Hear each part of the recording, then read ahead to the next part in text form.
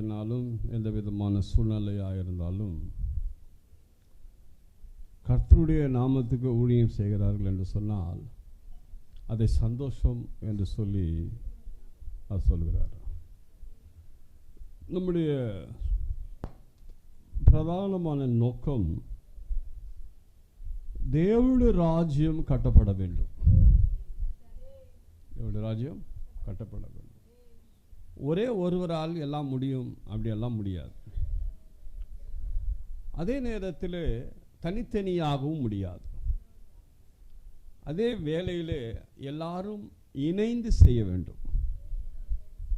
யார் எங்கிருந்தாலும் சரி, இணைந்து ஒரு ஊழியத்தை, இயேசுவின் நாமத்தை மகிமைப்படுத்த வேண்டும். அதுதான் கர்த்தர் விரும்புகிறார். நான் இந்த வாரம் சனிக்கிழமையிலே வினோத்தை அழைத்தேன். வெள்ளிக்கிழமையில் ஒரு செய்தி ஒன்று இருந்தது. என்ன செய்தி? வெள்ளிக்கிழமை தேவ நீதி. அப்படியா?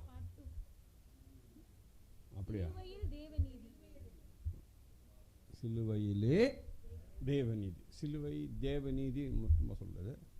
சிலுவையிலே நீதின்னு சொல்ல, சிலுவையே தேவநீதி என்று சொன்னேன். அந்த வெள்ளிக்கிழமையில் 3 பாயிண்ட் எடுத்தேன். சனிக்கிழமை அது எனக்கு குறைவாக இருந்தது. அதனால் நான் ஃபோன் பண்ணி சொன்னேன், நீ செவ்வாய்க்கிழமை வந்துடு. ஏனென்றால் நேற்று தினத்தில் தீமோத்தி அவர்களை நாம் அழைத்தோம்.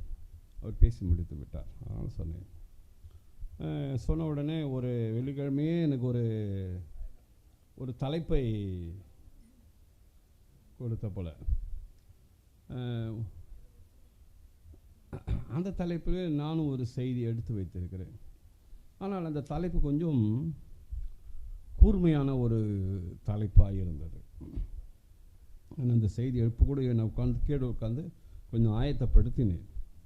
ஆனாலும் வினோத் என்ற தினத்தில் தேவ செய்தியை ஏற்கனவே பல தடவை சிலோதியான கூட்டத்தில் கொடுத்திருக்கிறார்.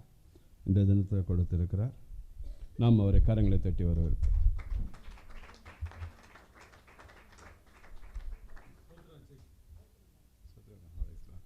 Price the lord. அல்லேலூயா. கர்த்தருடைய நாமத்துக்கு மகிமை உண்டாவதாக. இந்த நாளில் உங்களை யாவரையும் பார்ப்பது மிகுந்த மகிழ்ச்சி அடைகிறேன். கர்த்தர் உங்களை ஆசீர்வதிப்பாராக. நாம் கண்களை மூடி கர்த்தர் சமூகத்தில் நம்மை ஒப்பு கொடுப்போமாக. கர்த்தாவே, நீர் எங்களோடு மத்தியில் நீர் பேசுவீராக. கர்த்தர் எனக்கு கொடுத்திருக்கிற இந்த வார்த்தைகள் யாவையும் நீர் அறிந்திருக்கிறீர்.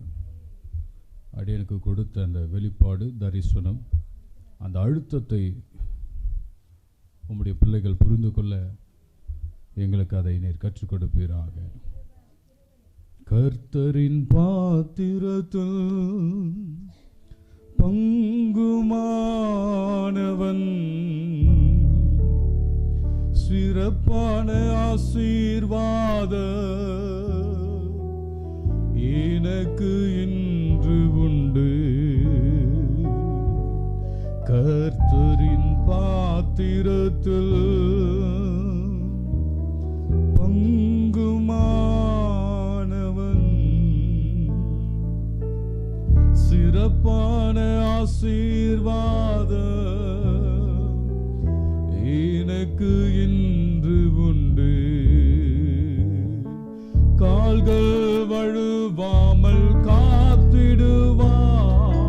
காக்கும் தேவன் உறங்க மாட்டார். கால்கள் வழுவாமல் காத்திடுவார். காக்கும் தேவன் உறங்க மாட்டார். இஸ்ரவேலை காக்கின்றவர் என்னாலும் தூங்க மாட்டார்.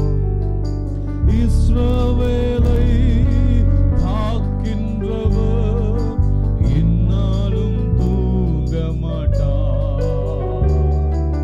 கர்த்தரின் பாத்திரத்தில் பங்குமானவன் சிறப்பான ஆசீர்வாத எனக்கு இன்று உண்டு. கர்த்தரின் பாத்திரத்தில். Praise the Lord. ஆண்டவரே, உம்முடைய பாத்திரத்தில் பங்குமானவன். சங்கீதக்காரர் 16ஆம் அதிகாரத்தில் சொல்லும்போது, நேர்த்தியான இடத்துல இருந்து எனக்கு பங்கு வரும், நேர்த்தியான இடத்துல இருந்து எனக்கு சுதந்திரம் வரும்.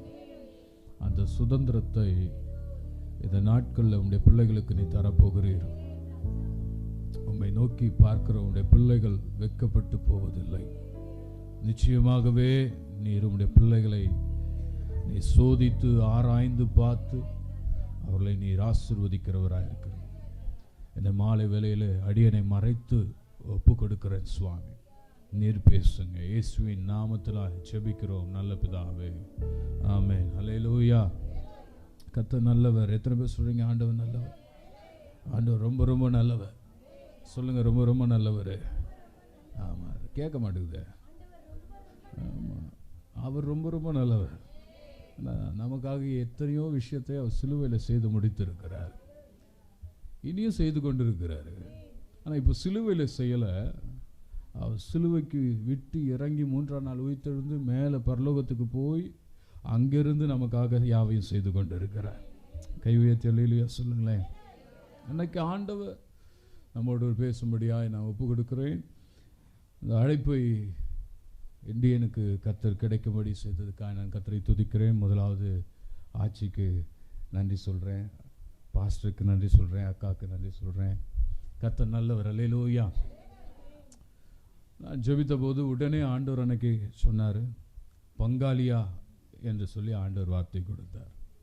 ஸோ பங்காளியா என்ன உடனே என் வீட்டில் சிலரோடு கூட பேசினேன். அதுக்கு அர்த்தம் என்ன சொல்லுங்கள், ஒவ்வொருத்தரும் ஒவ்வொன்று சொன்னார்கள். அது பங்காளி என்று சொல்லும்போது ஆங்கிலத்தில் கம்பேனியன் என்று சொல்லப்படுகிறது. அடுத்த வார்த்தை இன்னும் ஆழமாய் பார்க்கிற போது பார்ட்டேக்கர் என்று சொல்லுகிறார். ஆங்கில வேதாகமம் partaker, partaker for his glory, partaker for his sin. நம்முடைய பாவங்களுக்காக, அவருடைய பாவத்தில் அல்ல, பார்ட்டேக்கர். நம்முடைய வாழ்க்கையில் நாம் தேவனோடு கூட இருக்கிற உறவு, ஐக்கியம், ஆண்டவரோடு கூட இருக்கிற அந்த ஐக்கியம் எப்படிப்பட்டது என்ற அந்த வார்த்தைக்கு அந்த கம்பேனியன் என்ற வார்த்தையும் அதற்கு மேலாக அந்த பார்ட்டேக்கர் என்கிற வார்த்தை ரொம்ப அழுத்தமாக இருந்தது. அல்லேலூயா. இந்த வார்த்தைக்கு நான் தலைப்பு வைக்கிற போது, நாம் தேவனுடைய வார்த்தை இந்த வேதாகமத்தில் நம்மை எப்படி அவர் கூப்பிடுகிறார் என்று சொல்லி பார்க்கிற போது, நீ பங்காளியா? அல்லேலூயா. எத்தனையோ பிரசங்கங்களை சிலுவை குறித்து நானும் லைவில் பார்க்கிறேன், கேட்டுக்கொண்டிருக்கிறேன்.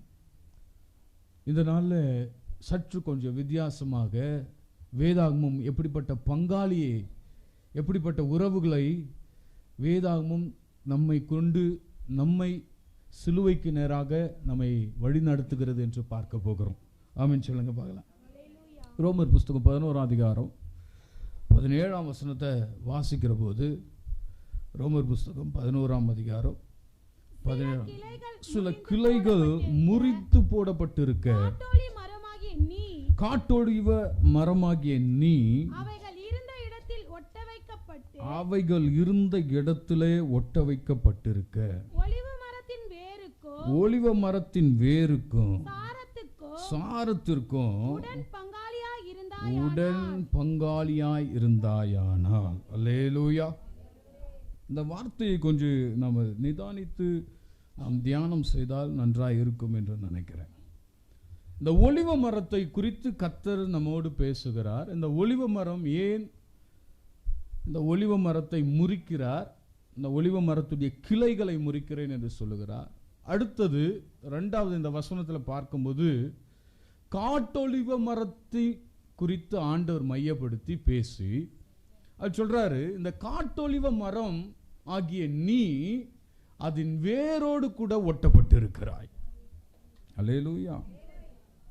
ஒலிவ மரத்தை ஏன் முறிக்க வேண்டும், அதன் கிளைகளை ஏன் முறிக்க வேண்டும், எதற்கு காட்டு ஒலிவ மரமாகிய நீ என்று கர்த்தர் நம்மை அடையாளப்படுத்துகிறார் என்று சொல்லி சற்று சிந்தித்து பார்க்கிற போது, யோசிக்கிற போது, தேவன் நாம் யார் என்பதை இந்த வார்த்தையில் நமக்கு தெள்ளந்தெளிவாக அவர் ரொம்ப அழகாக நம்மளுடைய ஐடென்டிட்டியை வெளிப்படுத்துகிறார்.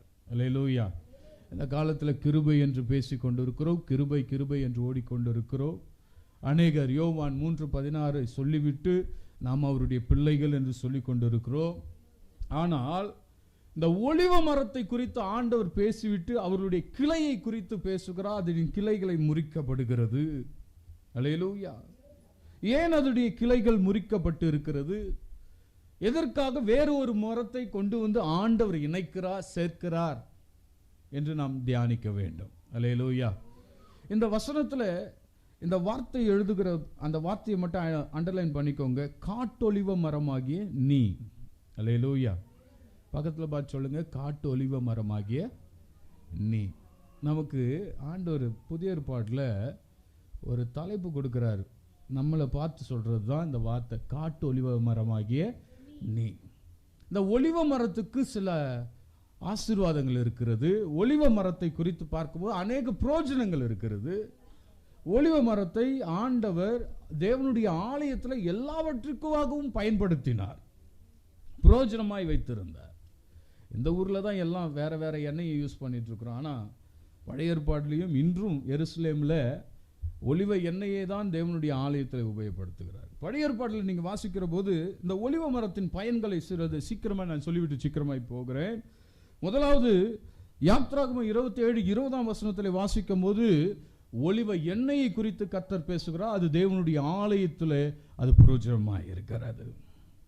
இரண்டாவது லேவியராகமம் 24:2 வாசிக்கும் போது சொல்லுகிறார், குத்துவிளக்கிலே தேவனுடைய எண்ணெயை, ஒலிவ மர எண்ணெய் பிழிந்து அதை ஊற்றி அங்கே எரிய வைக்க வேண்டும் என்று வேதாகமம் சொல்லுகிறது. மூன்றாவது பார்க்கிற போது இந்த ஒலிவ மரத்தின் பயன்கள், ஒலிவ மரத்தின் மூலமாக தேவனுடைய ஆசாரிப்பு கூடாரத்திலே சில பொருட்களை உண்டு பண்ண, சில காரியங்களை பயன்படுத்த கர்த்தர் இந்த ஒலிவ மரத்தை பயன்படுத்தினார். அல்லேலூயா. அதுல 1 ராஜாக்கள் 6:23 வாசிக்கும் போது 2 கேருபீன்களை அவர்கள் ஒலிவ மரத்திலே செய்து வைத்தார்கள் என்று பார்க்கிறோம். ஒலிவ மரத்திலே 2 கேருபீன்களை செய்து வைத்தார்கள். எங்க வைத்தாங்க? ஆலயத்துக்குள்ள வைத்தாங்க. ஆண்டவருடைய மகா பரிசுத்த ஸ்தலத்துக்குள்ள வைக்கப்பட வேண்டிய அந்த ஆசாரிப்பு கூடாரத்தில் வைக்கக்கூடிய ஒரு பிரயோஜனமுள்ள ஒரு மரமாக தேவன் அதை கண்டார். அல்லேலூயா. அடுத்தது 1 ராஜாக்கள் 6:31 வாசிக்கிற போது இதே 2 கதவுகளை அங்கே ஒலிவ மரத்திலே செய்தார்கள் என்று பார்க்க முடியும். இரட்டை கதவுகள். அல்லேலூயா. அடுத்தது 1 ராஜாக்கள் 6:33 எழுதி வைத்துக் கொள்ளுங்க, பிறகு உட்கார்ந்து நீங்கள் படிப்பீர்கள். அதிலே வாசிக்கிற போது தேவனுடைய ஆலயத்தில் நிலைகளை உருவாக்க தேவனுடைய ஒலிவ மரத்தை உபயோகப்படுத்தினார்கள். அப்போ ஒரு ஒலிவ மரம் எத்தனை பயனுள்ளதாய் தேவனுடைய ஆலயத்திலே அது காணப்படுகிறது. அல்லேலூயா. ஒலிவ மரம், ஒலிவ மரம், ஒலிவ மரம் என்று சொல்லுகிறார். ஒலிவ மரத்திலிருந்து எண்ணெயை எடுக்கிறார், ஒலிவ மரத்திலிருந்து பயன்படுத்துகிறார். இன்னும் அதிகமாய் ஆழமாய் போகிற போது சங்கீதக்காரன் சொல்லுகிறார் 52 8 அதை வாசிங்க. சங்கீதம் 52:8. சீக்கிரமா யாராவது ஒருவர் வாசிக்கிறீங்களா? நானும் தேவனுடைய ஆலயத்தில் பச்சையான ஒலிவ மரத்தை போல் என்னவா இருக்கிறேன். அல்லேலூயா. இவ்வளவு நேரம் ஒலிவ மரத்தை குறித்தே வேதம் சொல்லுகிறது பழைய ஏற்பாடு. அதே பழைய ஏற்பாடுல சங்கீதக்காரர் சொல்லும்போது சொல்றாரு, இப்ப ஒலிவ மரத்தை அல்ல, நானும் பச்சையான ஒலிவ மரமா எப்படி இருக்கிறேன் சொல்லுங்களேன். தேவனுடைய ஆலயத்துல இருக்கிறேன். எத்தனை பேர் இங்க இருக்கிறீங்க? இங்க யாரெல்லாம் ஒலிவ மரமா இருக்கிறீங்க? ஒரு ஆமேன்னு ஒரு அல்லேலூயா சொல்ல. பார்த்து கேளுங்க, ஒலிவ மரமா இருக்கிறீங்களா? ஆமென். அல்லேலூயா. அவர் சொல்ற ரொம்ப ரொம்ப தெளிவுபடுத்துறார். நான் மரம் அல்ல, ஆனால் ஒலிவ மரமாகவே நான் இப்பொழுது ஆலயத்தில் இருக்கிறேன்.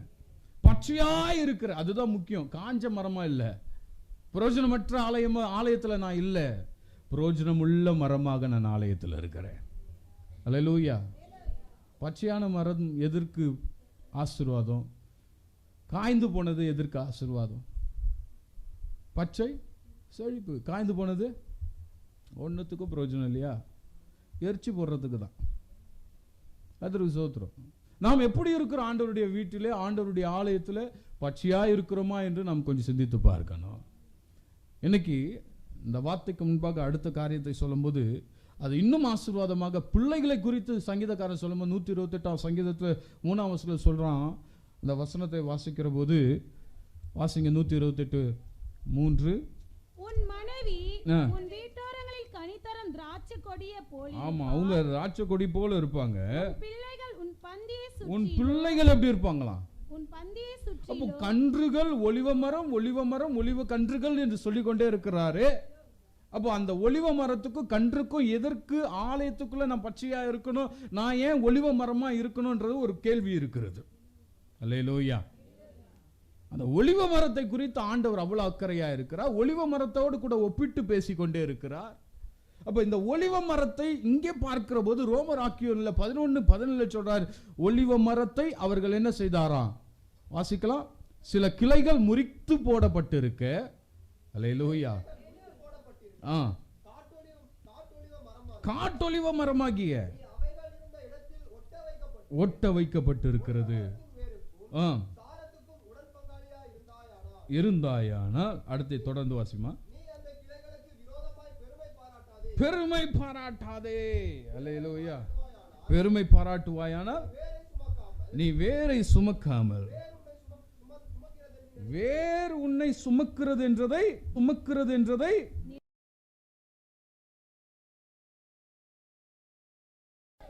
யூதர்கள் மூலமாய் ஒரு பெரிய காரியத்தை செய்ய வேண்டும் என்று பரலோகம் திட்டமிடுகிறது. இஸ்ரவேலர்களை கொண்டு ஒரு பெரிய காரியத்தை செய்ய வேண்டும் என்று பரலோகம் திட்டமிட்டாலோ இஸ்ரவேலர்களோ யூதர்களோ இயேசுவை ஏற்றுக்கொள்ளவில்லை. ஆகையினால் சில கிளைகள் முறிக்கப்படுகிறது.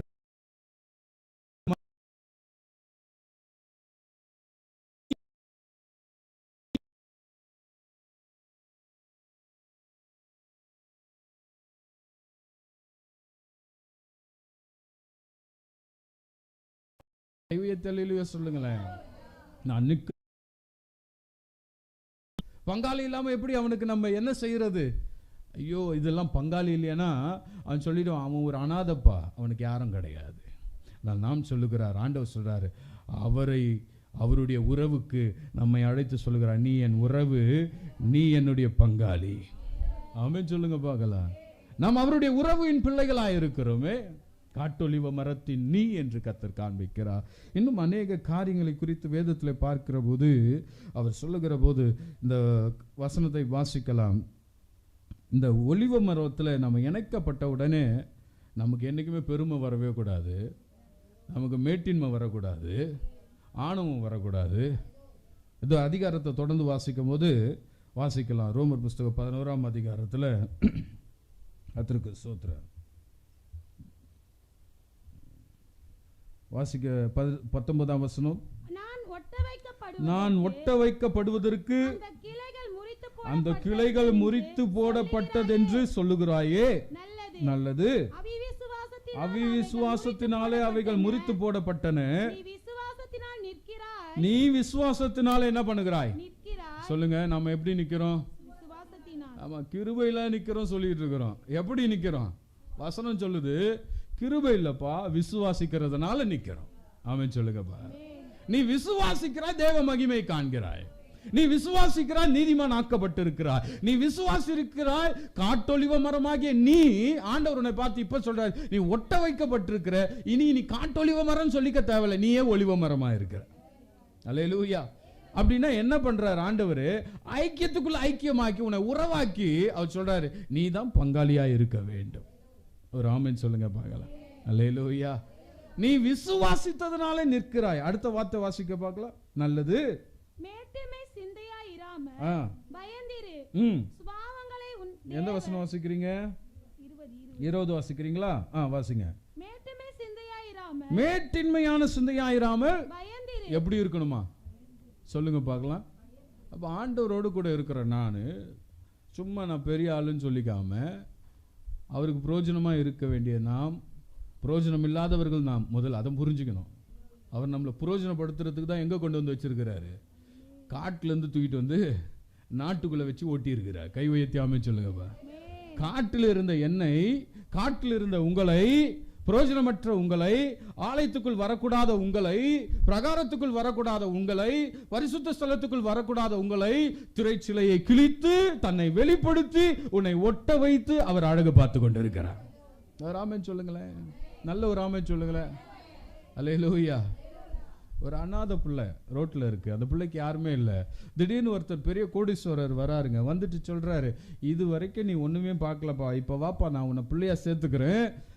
சேர்த்துக்கிறது வாயில சொல்ல, ஒரு பட்டா போட்டு எழுதி சொல்றாரு, ஒரு சர்டிபிகேட் கொடுக்குறா, இனி நீ தான் என் பையன், இந்த வீட்டு, இந்த பங்களா, இந்த கார் எல்லாமே உனக்கு தான் சொந்தம்னு சொல்லும் போது அந்த பையனுடைய நிலைமை எப்படி இருக்கும்?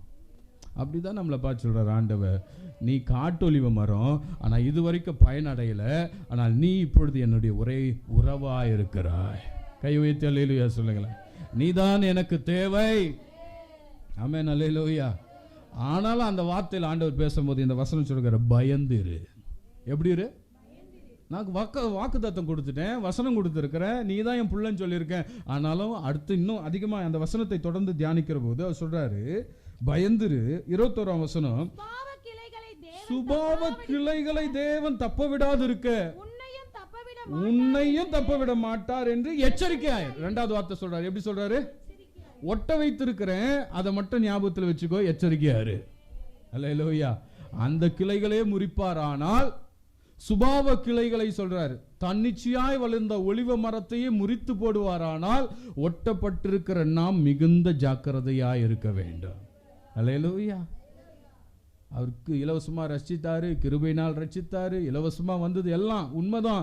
ஆனா இந்த ரட்சிப்பையும் இந்த ஆசீர்வாதத்தையும் பெற்றுக்கொள்வதில் நாம் மிகுந்த எச்சரிக்கையா இருக்கணும். நல்ல ஒரு ஆமென் சொல்லுங்களேன்.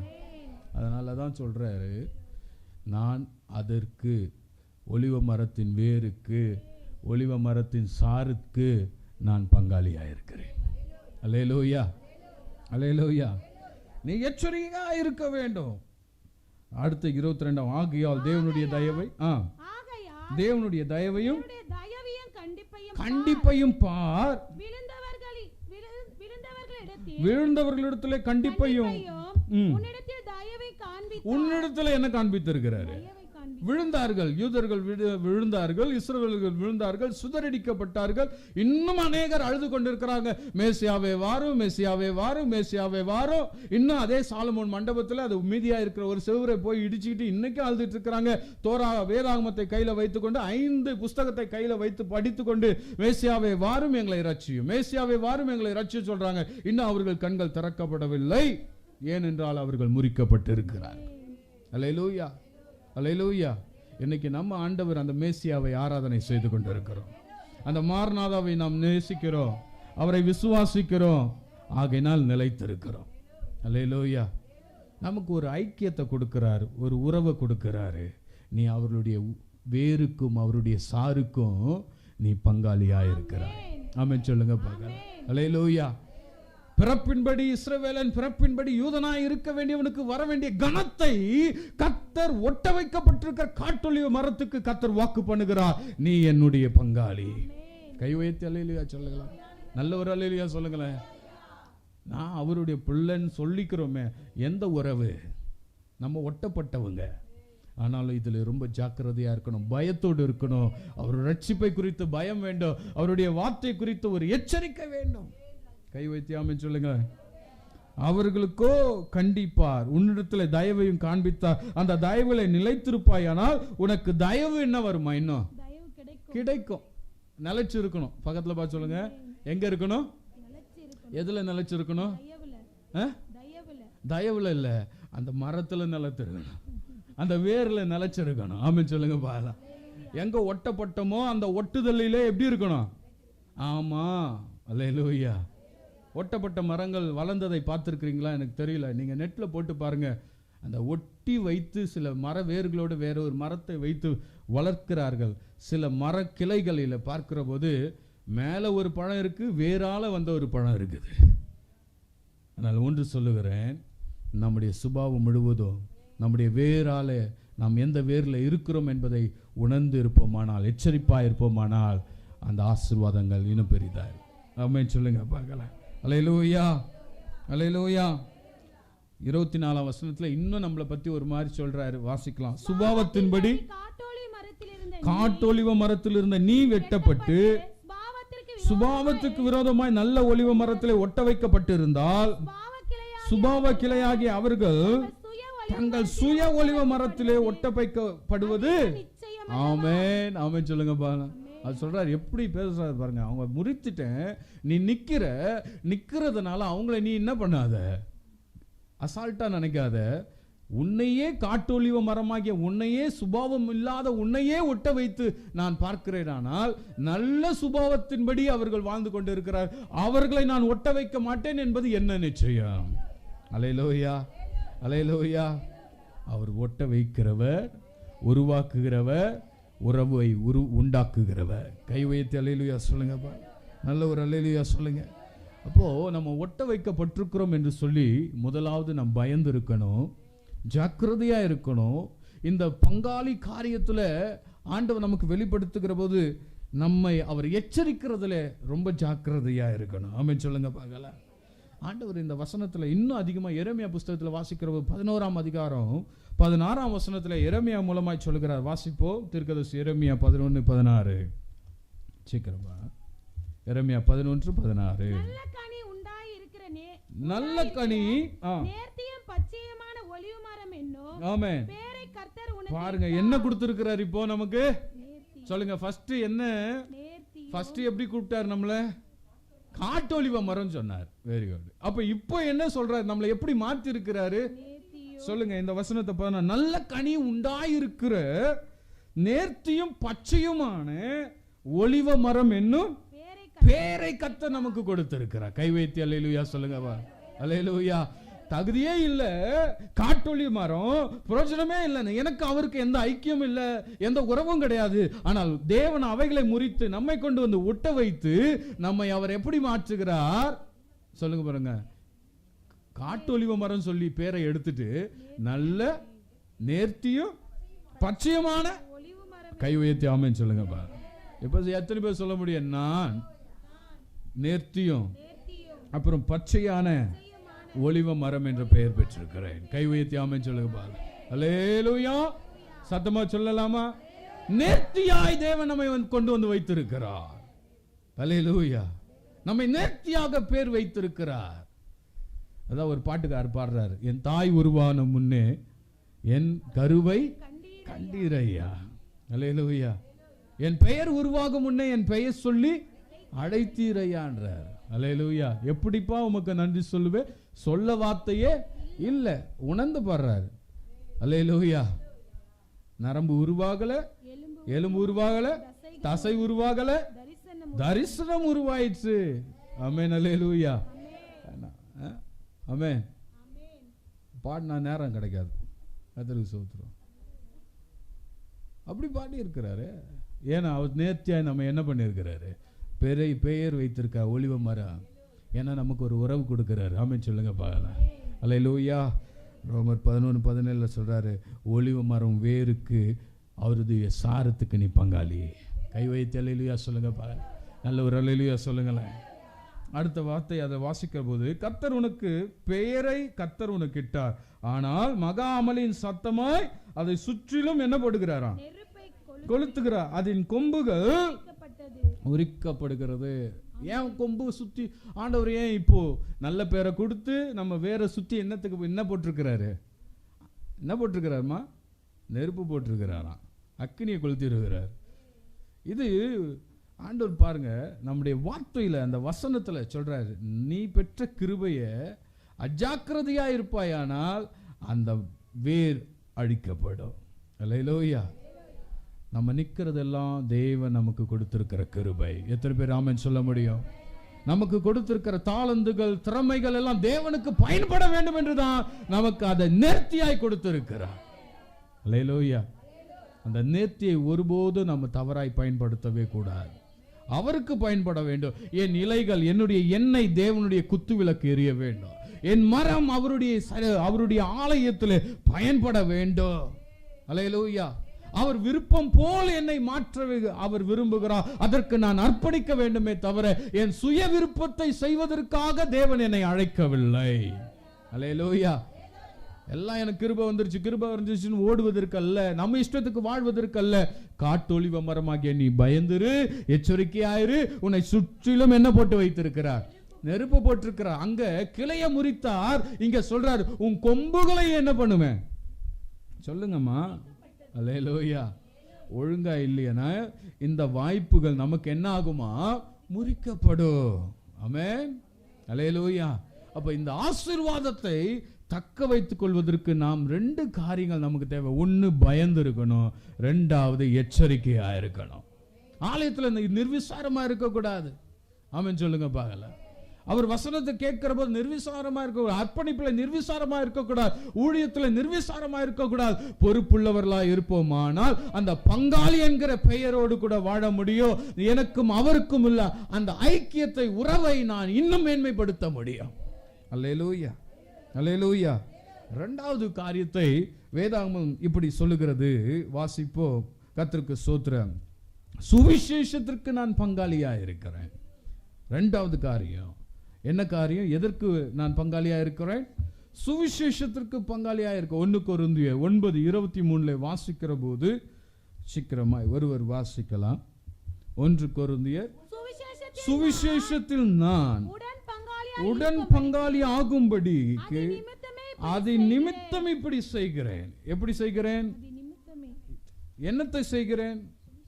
சுவிசேஷத்துக்காக நம்மை ஐக்கியப்படுத்தி மகனேன்னு கூப்பிடுறாரு, மகளேன்னு கூப்பிடுறாரு, நம்ம ஒட்ட வச்சிருக்கிறாரு. அல்லேலூயா. அவருக்கு நம் பங்காளிகளா இருக்கிறோம் என்று வேதம் காட்டுகிறது. நம்ம அவருக்கு பங்காளியா இருக்கிறோமா? ஆமென் சொல்லுங்களேன். இருக்கிறவங்க மட்டும் சொல்லுங்க, இல்லாதவங்களாம் ஆமென் சொல்ல வேண்டாம்.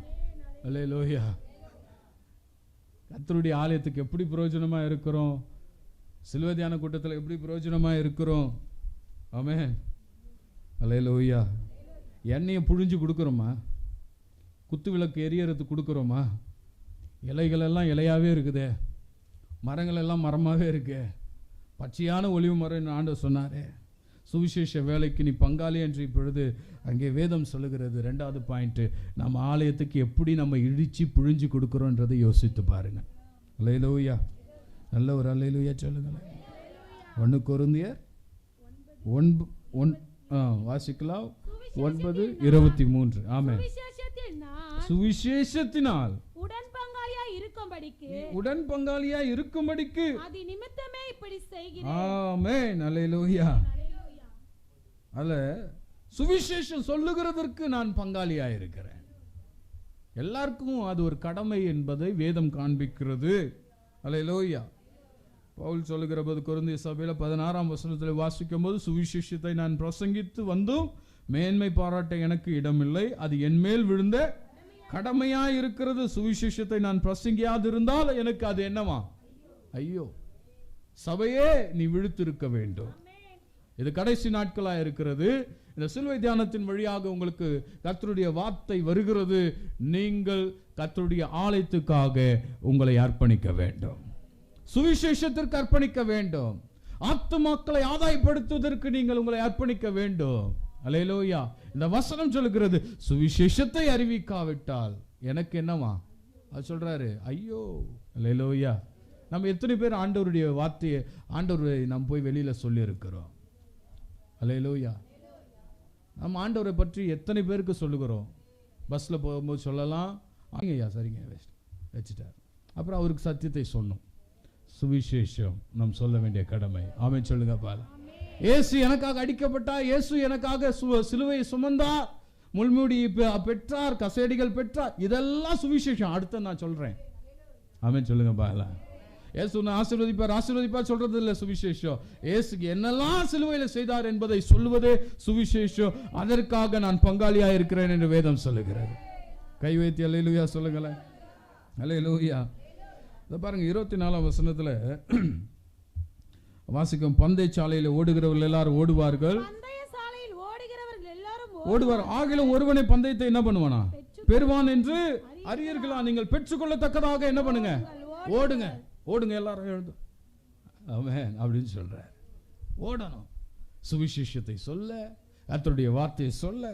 கர்த்தருக்கு ஸ்தோத்திரம். ஆமென். அல்லேலூயா. இந்த வசனத்துல மறுபடியும் நாம் வாசிக்கலாம். கர்த்தருக்கு ஸ்தோத்திரம். பவுல் விதமாய் சொல்லுகிறார் 1 கொரிந்தியர் 1:17 எப்படிப்பட்ட சுவிசேஷத்தை அவர் சொல்லுகிறார் பாருங்க. 1 கொரிந்தியர் 1:17 ஞானஸ்தானத்தை கொடுக்கும்படி கிறிஸ்து என்னை அனுப்பவில்லை, சுவிசேஷத்தை பிரசங்கிக்கவே என்னை என்ன பண்ணினாராம்? ஆமென் ஆமென் சொல்லுங்க பார்க்கலாம். எதைக்காக அனுப்பினார் என்னை? நான் பாஸ்டரா தான் மாறுவேன், நான் ஞானஸ்தானம் தான் கொடுப்பேன் அப்படின்றதுக்காக என்ன அனுப்பல. யார் சொல்றது? இது பவுல் சொல்றார். பவுல் எப்படி படிச்சிருக்கிறார்? பைபிள் சொல்லியிருக்கு, கமாலியன் பாதத்தின் கீழே உட்கார்ந்து படித்தா எல்லாம் அறிந்தவர், ஞானத்தை நிறைந்தவர், எல்லா தகுதியும் இருக்குது. எருசலேம்ல அவருக்கு வரும்போது ஸ்தேவான் அடிக்கிறதற்கெல்லாம் அவன் கையில இருந்து ஒரு கடிதம் கொடுக்கப்பட்டது. அப்படிப்பட்ட சொல்றார், ஞானஸ்தானத்துக்காக கொடுக்கிறதற்காக நான் அழைக்கப்படவில்லை. இந்த வசனம் சொல்லுகிறது 17ஆம் வசனத்துல, எதற்காக அழைக்கப்பட்டிருக்கிறேன்? சுவிசேஷத்தை பிரசங்கிக்கவே அனுப்பினார். கிறிஸ்துவை, அந்த சுவிசேஷம் எப்படிப்பட்ட? தொடர்ந்து வாசிங்க. கிறிஸ்துவின் சிலுவை வீணாய் போகாதபடிக்கு சாதுரிய ஞானம் இல்லாமல் பிரசங்கிக்கவே. ஆமென். அப்ப சுவிசேஷம் இங்க பவுல் தெளிவுபடுத்துகிறார். எப்படிப்பட்ட சுவிசேஷம் என்றால் அது கிறிஸ்துவின் சிலுவை குறித்து. நல்ல ஒரு ஆமென் சொல்லுங்களேன். கிறிஸ்துவின் சிலுவை குறித்து. அந்த சிலுவை வீணாய் போக கூடாதுப்பா. ஆமென். 40 நாள் நாம் வருகிறோம். இந்த 40 நாள்ல எப்படியாவது ஒரு 10 பேரையாவது ஆண்டவருக்குள்ள ஆதாயப்படுத்தணும். நல்ல ஒரு ஆமென் சொல்லுங்கப்பா. அல்லேலூயா. தேவனை வார்த்தை யாருக்காவது சொல்லிடணும். ஆமென் சொல்லுங்களேன். ஒருவன் என் பின்னே வர விரும்பினால் தன்னைத்தான் வெறுத்து தன் சிலுவை எடுத்து என்னை பின்பற்றி வான்னு சொன்னார். இப்போ எத்தனை பேர் சிலுவையை சுமக்க ஆயத்தமாக இருக்கிறீங்க? கை தூக்கி சொல்லுங்க. அல்லேலூயாலாம் வேணாம், இந்த ஆமென் கிருபெல்லாம் வேணாம். நான் சிலுவையை சுமப்பேன்றவங்க மட்டும் கை தூக்குங்க. ஆமென். தூக்கிடுவீங்களா? கீழே நிறைய சிலுவை வச்சிருக்கிறோம், போகும்போது தூக்கிட்டு போகணும். அல்லேலூயா. சிலுவையை சுமக்கும்போது சும்மா இல்லைங்க, அது பார சுமை சொல்லுகிறாரு. செருப்பை பிடிக்கிட்டாங்க இயேசுநாதர் காலில் இருந்து, முள்ளு குத்துச்சு, தலையில கிரீடத்தை வச்சாங்க, அடிச்சாங்க, கண்ணை மூடி கேட்டாங்க, நீ தீர்க்கதரிசி சொல்லுப்பா. யார் அடிச்சது? துப்புறாங்க, தொடக்கிறார், அமைதியா இருக்கிறாரு, வாயை திறக்கல. அல்லேலூயா. வழியில ஒருவனை பார்த்து சொல்றார், பலவந்தம் பண்ணினார்லாம், இவருடைய சிலுவையை கொஞ்சம் சுமக்கு. அவனும் டக்குன்னு வரவே இல்லைங்க. பைபிள்ல சொல்லுது. அதுக்கு பிறகு அவன் யார் என்பது, இயேசு யார் என்பது அவர் அறிந்த பிறகு அந்த சிலுவையை சுமந்து கொண்டான். அந்த கிருபை, அந்த தயவு அன்னைக்கு அவருக்கு உண்டானது. மொத்தமா ஆண்டவர் சொல்றார், இன்னைக்கு நம்மளை பார்த்து, நீ பங்காளியா, என் சிலுவையை சுமப்பியா? ஆமென். இந்த 40 நாள் நான் கறி சாப்பிடாத ஒரு உபவாசம் இருக்கிறேன். இந்த 40 நாள் பூ வைக்காத ஒரு உபவாசம் இருக்கிறேன். அல்லேலூயா. இது அர்ப்பணிப்பு அப்படின்னு நினைக்கிறோம்.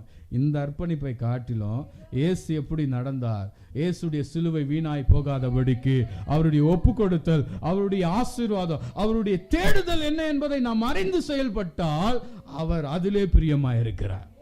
நல்ல ஒரு ஆமென் சொல்லாமே. அவருக்கு அந்த சுவிசேஷத்துக்கு இதுதான் பவுல் இதுல ரொம்ப அழகா சொல்றாங்க, அவருடைய சிலுவை வீணாய் போகாதபடிக்கு. ஆமென்.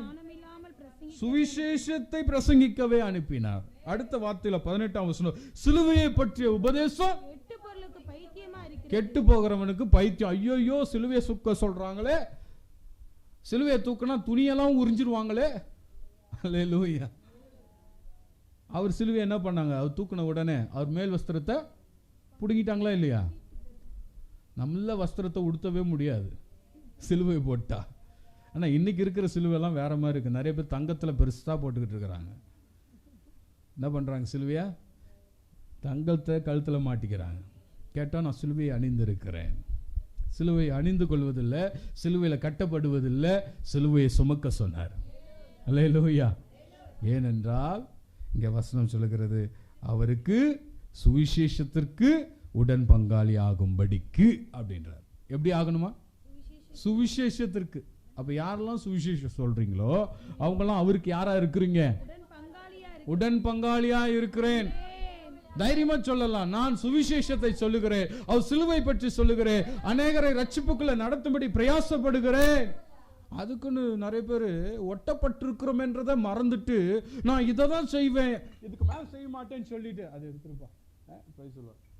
பார்க்கல, கவனிக்கல. அல்லேலூயா. ஒட்டப்பட்டு இருக்கிறோம் என்பதை அவர்கள் என்ன பண்றது, மறந்துட்டு தேவையில்லாததையெல்லாம் செய்து கொண்டு இருக்கிறோம். அல்லேலூயா. சிலர் பாஸ்டருக்கே அறிவுரை சொல்வார்கள், சில ஊழியருக்கே அறிவுரை சொல்லுவாங்க, சில ஊழியரை பத்தி அவமானப்படுத்தி பேசுவாங்க. கர்த்தருக்கு ஸ்தோத்திரம். இதெல்லாம் ஒட்டப்பட்டது என்பதை மறந்து போய் பேசுகிறது. அல்லேலூயா. அதுக்கு தான் ஆண்டவர் சொன்னாரு, நீ ஒட்டப்பட்டிருக்க உன் கொம்பை என்ன பண்ணுவேன், உரித்து போடுவேன். அல்லேலூயா. ஜாக்கிரதையா இருக்கணும். கை வைத்து அல்லேலூயா சொல்லுங்க. நல்ல ஒரு அல்லேலூயா சொல்லுங்களேன். அந்த கிருபை நாம் எப்பொழுதுமே நாம் பெற்றுக்கொள்ள ரொம்ப கேர்ஃபுல்லா இருக்கணும். சுவிசேஷத்தை அறிவிக்கிறவனுக்கு சொல்லுகிறார், சுவிசேஷத்துக்குரிய பங்காளியாய் ஆகும்படிக்கு. அல்லேலூயா. அல்லேலூயா. 1 கொரிந்தியர் 1:18 சொல்லும்போது, சிலுவை குறித்த உபதேசம் கெட்டு போகிறவர்களுக்கு அது எப்படி இருக்கிறது, பைத்தியம். ரட்சிக்கப்படுகிற நமக்கோ தேவ பலன். கை உயர்த்தி அல்லேலூயா சொல்லுங்கள. இந்த சிலுவை தூக்குறவனுக்கு, அந்த சிலுவையில நடக்கிறவனுக்கு ஆண்டவர் சொல்லுங்க, நான் பலனாய் இருக்கிறேன் ஐயா, நான் ஒருபோதும் உன்னை கைவிடவே மாட்டேன். அல்லேலூயா. என்னை குறித்து நீ சொல்லிட்டே இருக்கிற, சிலுவையை சுமந்துக்கிட்டே இருக்கிற, பாடு அனுபவிச்சுக்கிட்டே இருக்கிற, ஒவ்வொரு நாளும் குடும்பத்தில் நீ பாடு அனுபவிக்கிற, வேலையில பாடு அனுபவிக்கிற, ஊழியத்தில் பாடு அனுபவிக்கிற, நான் உன்னை பார்த்து கொண்டே இருக்கிறேன், ஆனால் ஒரு நாளும் உன்னை கைவிட மாட்டேன். காரணம் என்றால் நான் உன்னோட தேவ பலனாய் இருக்கிறேன். அல்லேலூயா. 1 கொரிந்தியர் 2:2 இன்னும் அதிகமாய் அவர் ஒரு சுவிசேஷத்தை அவர் வெளிப்படுத்துகிறார். 1 கொரிந்தியர் 2 இயேசு கிறிஸ்துவை சிலுவையில் அறையப்பட்ட அவரையே அன்றி வேறொன்றையும் என்ன பண்ண மாட்டேன், உங்களுக்குள்ள அறியாதிருக்க தீர்மானித்திருந்தேன். அவருடைய காஸ்பல் மெத்தட் பாருங்க. அவர் சொல்றாரு, நான் பங்காளி ஆயிட்டேன்பா, உங்களையும் பங்காளி ஆக்குறதுக்கு விரும்புறேன். எதை கொண்டு நான் சொல்லுகிறேன் என்றால் சிலுவை குறித்து சொல்லுகிறேன். அல்லேலூயா. இப்போ நான் உங்களை கேட்கிறேன், நம்ம சிலுவை சிலுவை சிலுவை என்று பேசிக்கொண்டிருக்கிறோம். எது முக்கியம் என்று நம்ம முதல்ல யோசிக்கணும். சிலுவை முக்கியமா? நான் ஒரு 4 ஆப்ஷன் கொடுக்குறேன். சிலுவையில் நீங்கள் எதையெல்லாம் பார்க்க முடியும் சொல்லுங்கம்மா. சிலுவையில் எதை பார்க்க முடியும்? உங்களுக்கு சிலுவைன்னு சொன்னால் என்ன தெரியும்? நிறைய பேருடைய ஸ்டேட்டஸில் பார்க்கலாம், முள்முடி இருக்கிற மாதிரி ஒரு ஸ்டேட்டஸ் இருக்கும், 3 ஆணிகள் வச்சு ஒரு ஸ்டேட்டஸ் இருக்கும், இல்லைன்னா வெறும் மரம் மட்டும் ஒரு ஸ்டேட்டஸ் இருக்கு. இப்போ சிலுவை முக்கியமா, முள்முடி முக்கியமா, 3 ஆணிகள் முக்கியமா? 4வது ஒரு பாயிண்ட் இருக்குது. சிலுவையில் வேற என்ன பார்க்க முடியும்? சிலுவையில் வேற இன்னொரு அடையாளமும் வச்சிருக்கிறாரு. என்ன அடையாளம்? பெயர் பலகை. அல்லேலூயா. இவரே யூதர்களுடைய ராஜா. அப்போ அந்த பலகை, சிலுவையில் 4 அடையாளம் இருக்குது. ஒரு சிலுவை, அந்த சிலுவைக்கு மேலே பெயர் பலகை, 3 ஆணிகள், முள்முடி, அது பிறகு இயேசு கிறிஸ்து. அல்லேலூயா. அடிக்கப்பட்ட இயேசு கிறிஸ்து, தொங்கிக் கொண்டிருக்கிற இயேசு கிறிஸ்து, வாட்டி வதக்கப்பட்ட இயேசு கிறிஸ்து, அவமானங்களை சகித்த இயேசு கிறிஸ்து, பாடுகளை சேற்றுக்கொண்ட இயேசு கிறிஸ்து, நம் அக்கிரமங்களை தோளின் மேல் சுமந்த இயேசு கிறிஸ்து. இந்த சிலுவை சுமக்கல, நல்லா புரிஞ்சுக்கோங்க. சிலுவை நம்முடைய அக்கிரமங்களை சுமக்கவில்லை. இந்த முள்முடி நம்முடைய அக்கிரமங்களை சுமக்கவில்லை. இந்த 3 ஆணிகள் நம்முடைய வேதனை, நம்முடைய பாவங்களை சுமக்கவில்லை. இவைகள் மூலமாக தேவன் சித்திரு அங்க பார்த்தீங்கன்னா வாட்டி வதைக்கப்படுகிறார். இதன் மூலமாக நம்முடைய பாவங்களை அவர் ஏற்றுக்கொண்டார். அல்லேலூயா. இந்த முள்கிரீடம் அவருடைய ராஜத்துவத்தை குறிக்கிறது. என்னத்தை சொல்லி அடிச்சாங்க முள்கிரீடம்? நீ யூதனுடைய ராஜா சொன்னல, இதோ உனக்கு முன்னாடி நான் என்ன பண்றேன், முழங்கால் படிடுறேன், இதோ உனக்கு ஒரு கிரீடம். அல்லேலூயா. வேதனை, அவமானப்படுத்துறாங்க முள்கிரீடத்தை காமித்து. அதுதான் பவுல் சொல்றார், சிலுவை குறித்து நான் பேசுகிறேன், சிலுவையில் அறையப்பட்டவரை குறித்து உங்களோடு கூட பேசவே நான் தீர்மானம் பண்ணியிருக்கிறேன். இந்த சுவிசேஷமே அல்லாம வேற ஒன்றையும் உங்ககிட்ட நான் வரமாட்டேன்ப்பா. கை வைத்து அல்லேலூயா சொல்லுங்க பாருங்க. அல்லேலூயா. அப்ப சுவிசேஷத்துக்குரிய பங்காளியாய் நீயும் நானும் மாற வேண்டும். ஆமே. இப்ப 2வது மறுபடியும் கேட்கிறேன், நீ பங்காளியா? அல்லேலூயா. எத்தனை பேர் சொல்ல முடியும் நான் பங்காளி? நான் மறுபடியும் அல்லேலூயாலாம் கேட்கல, வாயை திறந்து சொல்லுங்க, பங்காளியா? நான் பங்காளியா? எத்தனை பேர் சொல்ல முடியும் நான் சுவிசேஷத்துக்கு பங்காளி? ஆமென். அல்லேலூயா. ரோமர் 10:16 இந்த சுவிசேஷத்தை குறித்து இன்னும் ஏசாயா பேசினதை இங்கே எழுதப்பட்டிருக்கிறது. அவர் வேற விதமா சொல்றாரு, வாசிங்க. ஆனாலும் சுவிசேஷத்துக்கு எல்லாம் கீழ்ப்படியவில்லை. சுவிசேஷத்துக்கு எல்லாரும் என்ன பண்ணல? கீழ்ப்படியவில்லை. சொல்ல வேண்டிய கடமை நீ சொல்லுன்னு பவுல் சொல்றாரு. நான் சொல்வது என் மேல் விழுந்த கடமை என்று பவுல் சொல்கிறாரு. ஆனா 10:16 இங்க மேற்கோள் காட்டுகிற போது, ஆனாலும் சுவிசேஷத்துக்கு எல்லாரும் கீழ்ப்படியவில்லை. அதை குறித்து ஏசாயா, கர்த்தாவே எங்கள் மூலமாய் கேள்விப்பட்டுவதை விசுவாசித்தவன் யார் என்று சொல்லுகிறான். பயப்படாத, கவலைப்படாத. ஆனா சொல்ல வேண்டியது சொல்லிட்டு போயிட்டே இரு. ஏனென்றால் நீ அவருடைய பங்காளியா இருக்க வேண்டும். கை வைத்து அல்லேலூயா சொல்லுங்களேன். ஏன் நான் சொன்னேன், அவங்க கேட்க மாட்டேங்கிறாங்க. நான் சொன்னேன், அவங்க கேட்க மாட்டாங்க. கேட்கலைன்னா போட்டோம், நீ சொல்லிக்கிட்டே இருக்க வேண்டும். ஆமென் சொல்லுங்க பார்க்கலாம். வேதம் சொல்லுகிற ஒரு யூதனுடைய வஸ்திர தொங்கலில் 10 பேர் பிடித்துக் கொள்வானா. நம்ம ரட்சிக்கப்பட்டிருக்கிறோம். அவன் இன்னும் ரட்சிப்பா அடையலை. அவன் ஒலிவ மரம் தான், ஆனால் முறிக்கப்பட்டு இருக்கிறான். மறுபடியும் சேர்க்கிறதற்கு, ஒட்ட வைக்கிறதுக்கு ஒரு காலத்தை கர்த்தர் வைத்திருக்கிறார் யூதர்களுக்கு. ஆனால் ஒட்டப்பட்ட நீ அந்த சுவிசேஷத்தை கொண்டு போய் நீ அவர்களுக்கு அறிவிக்க வேண்டும். அல்லேலூயா சொல்லுங்கப்பா. நல்ல ஒரு அல்லேலூயா சொல்லுங்கப்பா. இன்னவரே அவங்க கேட்கலையே, சொல்லிக்கொண்டே சொல்லிக்கொண்டே. ஆமே, அல்லேலூயா. யாரும் கேட்கல, அவரே சொல்றார், கர்த்தாவே உம்மை பற்றி கேள்விப்பட்டதை நாங்கள் சொன்னோம், யார் விசுவாசித்தவன் யார் என்று சொல்லுகிறானே. கேட்க மாட்டாங்க தான். ஆனால் சொல்ல வேண்டியது சொல்லுங்க. அந்த நாட்களில் நாங்கள் இங்கே தங்கியிருந்த போது நிறைய பிசாசு விரட்டுறதுக்கு வருவாங்க. ஆட்சி நாங்கள்லாம் இங்கே ஆட்சி படுத்திருப்பாங்க, நாங்கள் அங்கே படுத்திருப்போம். ஆட்சி ஜெபம் பண்ணுவாங்க, சொல்லுவாங்க. இப்போ ஜெபம் முடிச்சிட்டவனே சொல்லுவாங்க, இது போச்சுன்னா இதுக்கப்புறம் வராது, இது அவ்வளோதான். தெரிஞ்சே ஜெபம் பண்ணுவான்.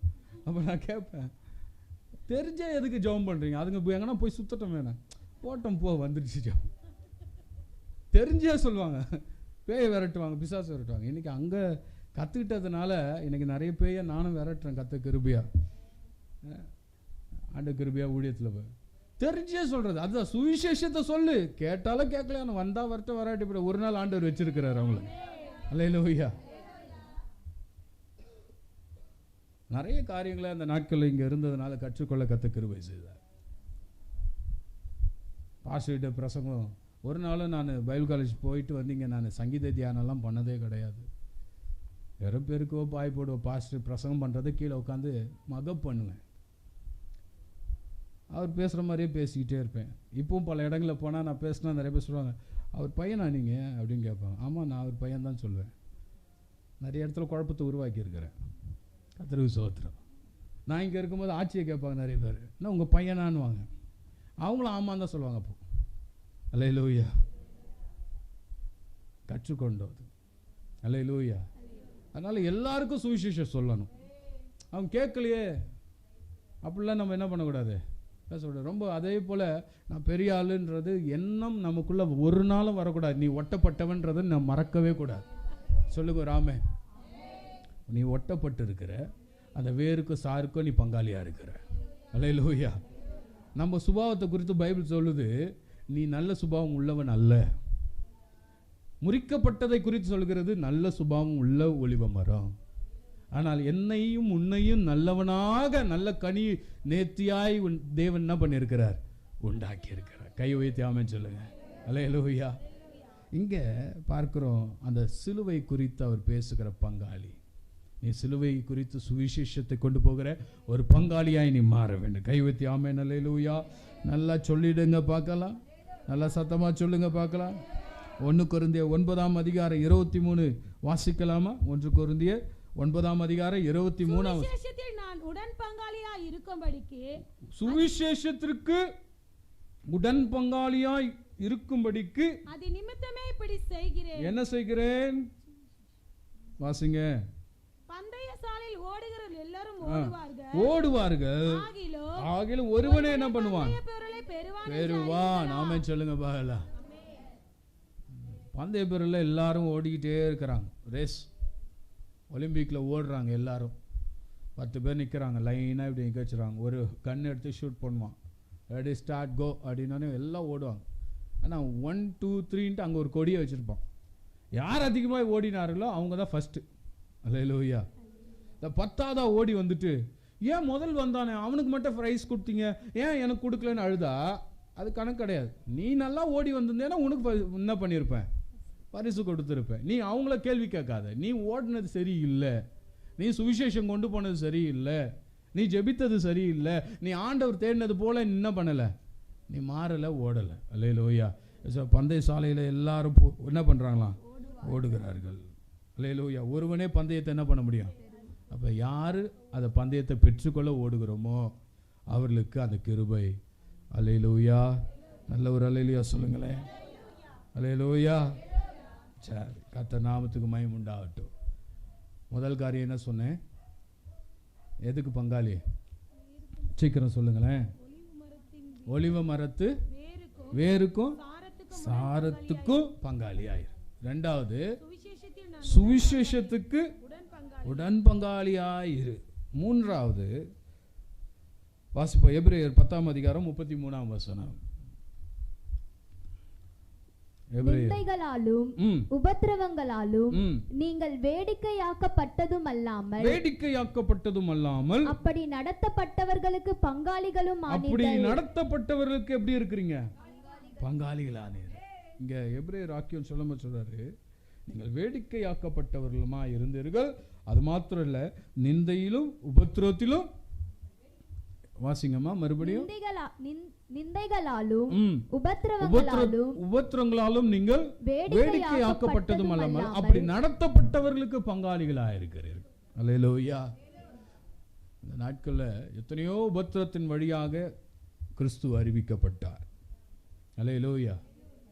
அன்னைக்கு கிறிஸ்துவை ஏற்றுக்கொண்டவர்கள் பெற்றுக்கொண்ட அந்த பெர்சிக்யூஷன், அந்த உபத்திரம் இருக்கு பாருங்க, அது சொல்லவே முடியாது. நீங்கள் கூகுளில் போய் சர்ச் பண்ணிங்கன்னா கன்றுகளை போல அந்த பித்தளையில் உருவாக்கி கிறிஸ்தவன் ஒருவன் சொன்னால் அவனை அந்த அந்த கன்று இருக்கு பாருங்க, அந்த பசுமாடு போல ஒரு பித்தளையில் இரும்பலை உருவாக்கி அது மேலே ஒரு பாக்ஸ் மாதிரி உருவாக்கி அந்த வயிற்று பகுதியில் அவங்கள அடைச்சி வச்சு கீழே நெருப்பை போட்டு கொளுத்துவாங்களாம். பர்சிக்யூஷன், வேடிக்கையாக்கப்பட்டார்கள். சில மோசமான மிருகங்கள் வந்து கிறிஸ்தவர்களை சேதப்படுத்துமா, கடிக்குமா, முட்டுமா. அப்படிப்பட்ட காரியங்கள் எல்லாம் நடக்கும்போது அவர்கள் ஆண்டவருக்காக வைராக்கியமாய் நின்றார்கள். அல்லேலூயா. காரணம் என்ன தெரியுமா? எனக்காக அவர் சிலுவை சுமந்தார், அவர் அன்பு எனக்குள் ஊற்றப்பட்டிருக்கிறது, நான் அவருடைய பங்காளி. அவர்கள் அதை கண்டும் அந்த உபத்திரத்தை கண்டும் அநேக கிறிஸ்தவர்கள் நிற்க வைப்பாங்களாம். ஒரு கிறிஸ்தவனை வந்து பலி செலுத்துவாங்களாம், ரெண்டாக கிழிப்பார்களாம், தலையிலிருந்து கால் வரைக்கும் ரெண்டாக கிழிப்பார்களாம், ரம்பத்தை போட்டு கிழிப்பார்களாம், பெண்களுடைய வஸ்திரத்தை கிழித்து கீழே இருந்து 3 கூர்மையுள்ள ஆணிகள் அந்த ஆயுதங்களை வைத்து கொலை செய்வார்களாம். இப்படிப்பட்ட பர்சிக்யூஷன் மத்தியில தான் இந்த கிறிஸ்தவம் வளர்ந்து நிற்கிறது. இதன் மத்தியிலே தான் சுவிசேஷத்தையும் அறிவித்தார்கள். அல்லேலூயா. ஸ்தேவானை கல்லால் எறிந்து கொலை செய்தார்கள் பார்க்கிறோம். அவன் என்ன செய்தான்? அவனுக்குள்ள ஒரு நோக்கம் இருந்தது. வேதம் சொல்லுகிறது, அவனுக்குள்ள ஒரு நோக்கம். அவன் யூதர்களுக்கு அவனுடைய இனத்தாருக்குமே சுவிசேஷத்தை அறிவிக்க வேண்டும் என்று எண்ணத்தோடு இருந்தான். அல்லேலூயா. நீ சுவிசேஷம் அறிவிக்கிறதற்கு உனக்கு அழைப்பு கர்த்தர் கொடுத்திருக்கிறார். நீ பங்காளி என்பதை மறந்து விடாது. உபத்திரவங்கள் வரும், நிந்தைகள் வரும். அப்படி நடத்தப்பட்டவர்கள் மத்தியிலே சில நின்று கொண்டு அவர்கள் அடிக்கப்படுகிறதோ, துக்கப்படுகிறதோ, வேதனைப்படுகிறதோ பார்த்து கொண்டு அப்படியும் அவர்கள் கண்ணீரோடு நின்றார்கள். நான் கர்த்தருக்காக வாழுவேன், எனக்காக அவர் சிலுவை சுமந்தாரு, அவருக்காக என் ஜீவனை விட நான் ஆயத்தமாயிருக்கிறேன். அல்லேலூயா. இதனாலதான் பவுல் சொன்னார், நான் சிலுவையில் அறையப்பட்டிருக்கிறேன். அல்லேலூயா. நான் பிழைத்திருக்கிறேன், நான் மரித்திருக்கிறேன், சிலுவையில் அறையப்பட்டிருக்கிறேன். இனி எனக்கு ஒன்னொரு சாவுலாம் கிடையாதுப்பா, நான் என் லைஃபே ஒப்பு கொடுத்துட்டேன். ஆமென். அல்லேலூயா. இந்த 10ஆம் அதிகார வசனத்தில் அப்படிதான் சொல்லுகிறது. 33ஆம் வசனத்திலிருந்து வாசிக்கையில சீக்கிரமாக, நிந்தைகளாலும் உபத்திரங்களாலும் நீங்கள் வேடிக்கையாக்கப்பட்டதும் அல்லாமல் அப்படி நடத்தப்பட்டவர்களுக்கு பங்காளிகளாய் நீர். அல்லேலூயா.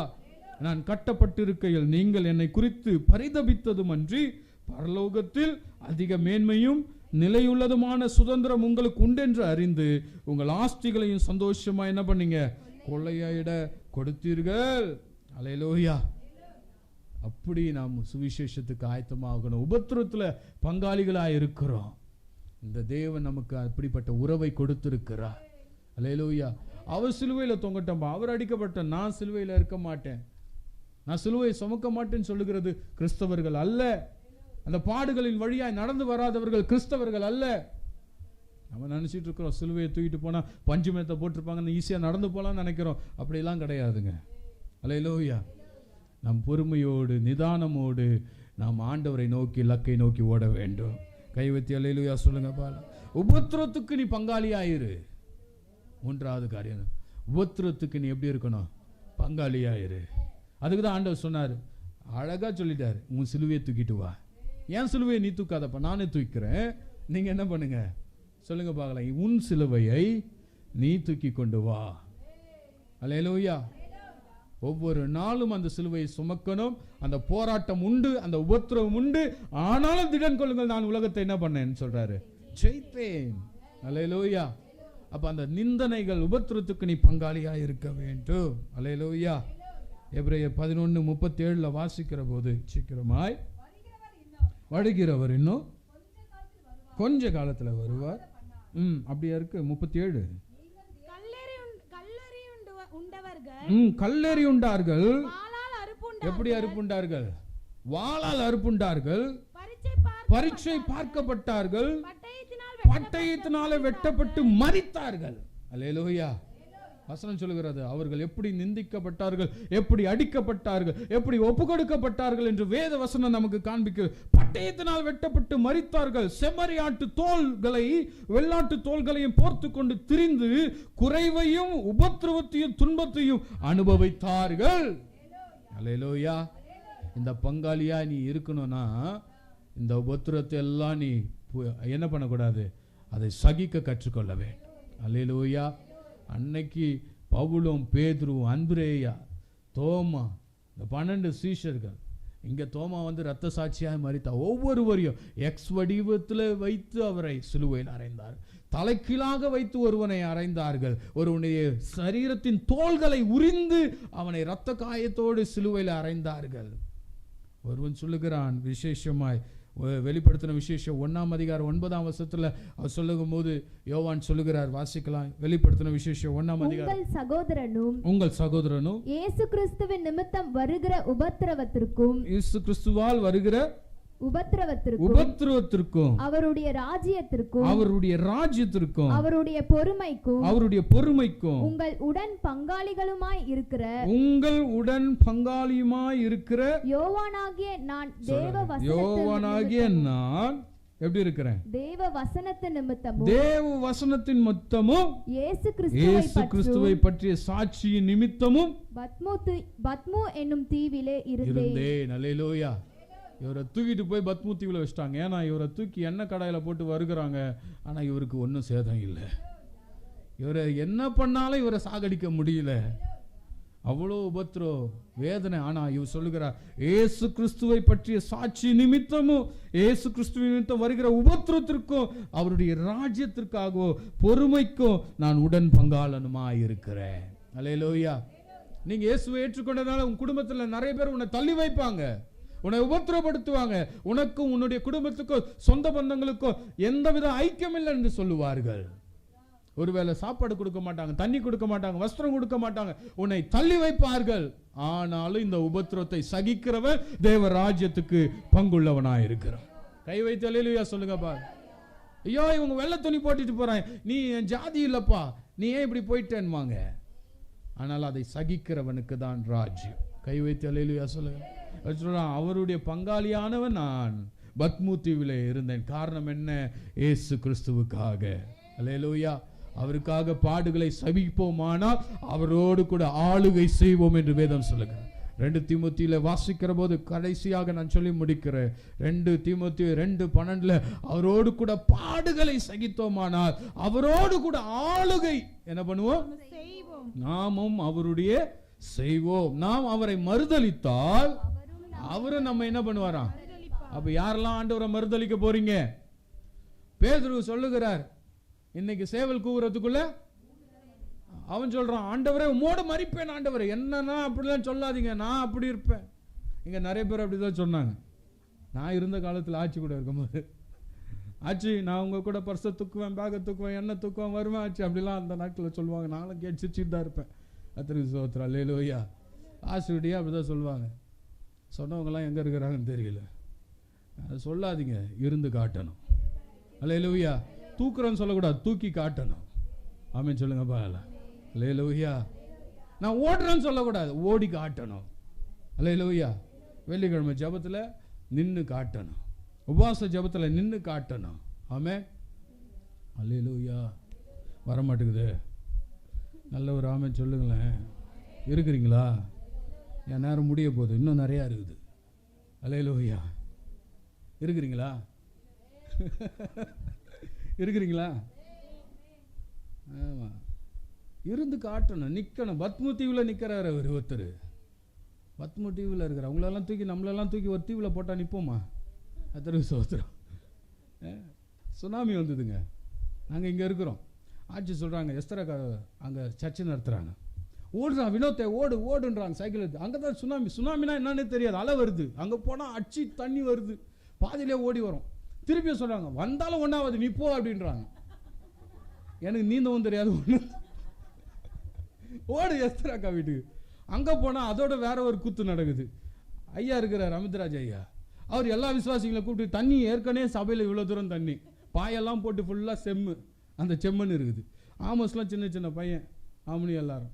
அவர் எல்லா விசுவாசிகளும் கூப்பிட்டுக்கிட்டு பக்கத்துலேயே ஒரு ஓப்பன் ஏரியா இருக்குது, அங்கே போய் நின்றுக்கிட்டு எல்லாம் கண்ணு மூடுங்க, ஜோம் பண்ணுங்க, இம்மட்டனில் மிஞ்சி வராதே அப்படின்றார். எல்லாரும் அவர் மட்டும் தான் கண்ணை மூடிட்டு ஸ்தோத்திர ஆண்டவர் ஸ்தோத்திர ஆண்டவர் கண்ணை மூடி எல்லாம் கண்ணை தந்து பார்த்துட்டு பயம். அல்லேலூயா. நான் எங்க அங்கேருந்து பின்னாடி, அவருக்கு 4 அடிக்கு பின்னாடி டக்குன்னு தண்ணி பின் போகிறது, டக்குன்னு தண்ணி வருது, மீனெல்லாம் ஓடுது குதிக்குது. ஒருத்தன் சொல்கிறான், போய் போய் மீனை பிடிக்கணும். என்னப்பா இங்கே வந்து ஆச்சு இந்த மாதிரிலாம் போகுது ஆச்சுன்னு. அவன் சொன்னான், எனக்கு 2 நாளைக்கு முன்னாடி ஆண்டவர் காமிச்சிட்டாருப்பா அப்படின்றான். ஆண்டவர் எல்லாத்தையும் காமிச்சிட்டாரு, அது எப்படி இருக்கும், யார் சாவான்னு காட்டல ஆண்டவர். எனக்கு ஒரு பயம், ஆண்டவரே.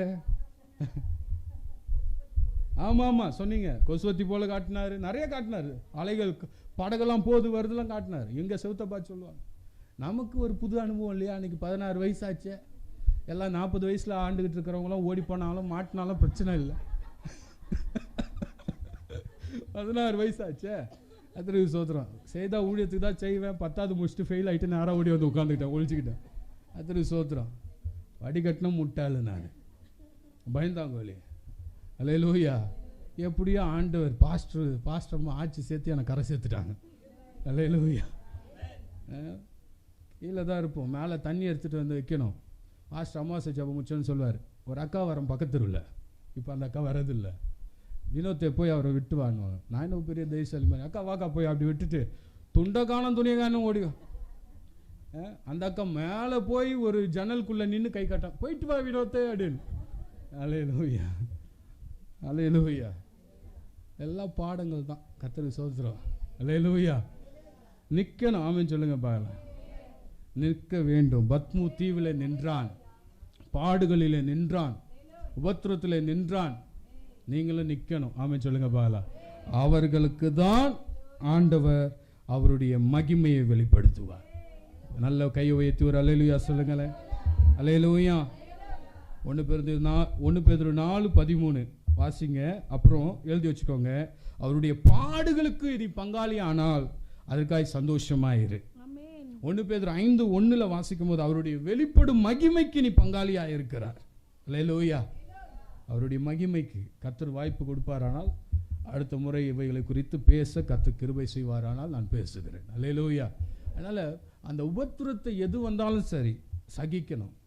சில நேரங்களில் உறவுகள் இருக்காது, நண்பர்கள் இருக்க மாட்டாங்க. நீங்கள் சபைக்கு வரும்போது, ஜெபத்துக்கு வரும்போது, நீங்கள் ஊழியம் செய்வதனால் ஏதாவது பிரச்சனைகள் வரும். ஆனாலும் நிற்பீர்கள். ஆனால் நாம் ஒட்டப்பட்டு இருக்கிறோம் என்று நினைவு இருந்தால் நம்ம நிற்போம். சிலர் ஒட்டப்பட்டுன்றது நினைப்பே இருக்காது, வரும்போது ஒரு மாதிரி வந்திருக்கும், அதெல்லாம் பயங்கரமாக இருக்கும். கர்த்தருக்கு ஸ்தோத்திரம்.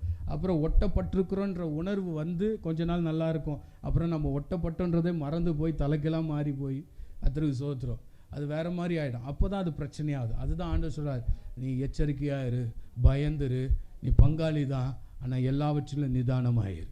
கை வைத்து அல்லேலூயா சொல்லுங்க. எத்தனை பேர் அவருடைய வேருக்கும் சாருக்கும் பங்காளியாக இருக்கிறீங்க? கை வைத்து ஆமென் சொல்லுங்க. எத்தனை பேர் சுவிசேஷத்துக்கு பங்காளியாக இருக்கிறீங்க? கை வைத்து அல்லேலூயா. நல்லா சொல்லுங்களேன் வாயை திறந்து. இல்லாதவங்க சொல்ல வேணாம், நான் பங்காளியாகவும் இருக்க மாட்டேன், எதுவும் இருக்க மாட்டேன். கர்த்தருக்கு ஸ்தோத்திரம். இருப்பீர்களானால் தேவ கிருபையோடு நில்லுங்கள். ஓடுவீர்களானால் அவர் பங்காளி என்கிற நம்மை அழைக்கிறார். அந்த பார்ட்டேக்கராக அவருடைய ஊழியத்துக்காக ராஜ்யத்துக்காக நன்றாய் ஓடுங்கள். அல்லேலூயா. கர்த்தருக்கு காத்திருக்கிறவர்கள் புதுபலனை அடைந்து சட்டைகளை அடித்து உயர பறப்பார்கள். அவர்கள் சோர்ந்து போகவே மாட்டாங்க. எப்போ ஓடி போனாலும் நடந்தாலும் கை வைத்து ஆமென் சொல்லுங்க பார்க்கலாம். ஆண்டவர் சொன்ன ஒரு சுவிசேஷ பவுல் சொன்னா, அவர் சிலுவை வீணாய் போகக்கூடாது. இன்னைக்கு நீ வீணாய் போகவே கூடாது. உன் மீது ஆண்டவர் வைத்திருக்கிற அந்த கட்டளை, சிலுவையை தூக்கிக்கிட்டே ஓடு. அடிப்பாங்க, துணியை உருவாங்க, அவமானப்படுத்துவாங்க, முள்முடி உண்மையிலேயே சூட்டுவாங்க, எதை பற்றியும் கவலைப்படக்கூடாது. தொடர்ந்து ஓடிக்கொண்டே இருக்கணும். கண்களை மூடி கைகளை உயர்த்தி சொல்லுங்க, ஆண்டவரே என்னை முழுவதுமாய் ஒப்பு கொடுக்கிறோம். தேவனே உம்முடைய பாடுகளுக்கு என்னை பங்காளி ஆக்குங்க.